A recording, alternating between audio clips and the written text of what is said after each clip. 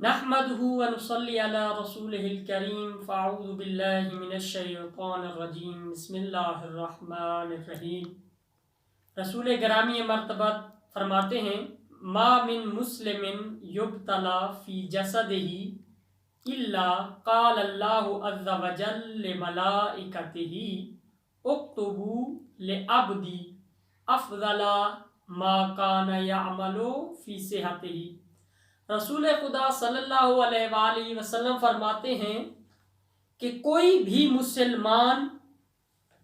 کسی بھی جسمانی مرض میں مبتلا نہیں ہوتا مگر یہ کہ اللہ تبارک و تعالی ملائکہ فرشتگان کو یہ حکم دیتا ہے کہ اس شخص نے جو صحت مند ہو کر جس وقت یہ صحت مند تھا، ٹھیک حالت میں تھا، اور اس وقت اس نے جو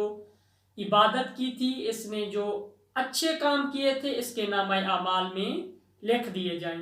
یعنی اس حدیث سے واضح ہو جاتا ہے کہ جو شخص بیمار ہو جاتا ہے تو یہ در حقیقت نعمت خداوندی ہے، کیونکہ کہا جاتا ہے نا، ہم نے سنا بھی تھا۔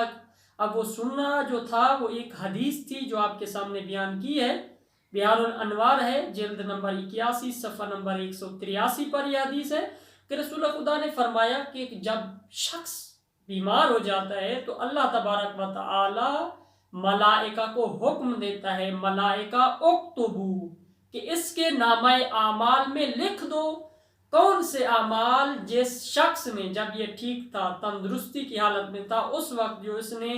عبادات انجام دیے تھے، اچھے کام انجام دیے تھے، بہترین کام انجام دیے تھے،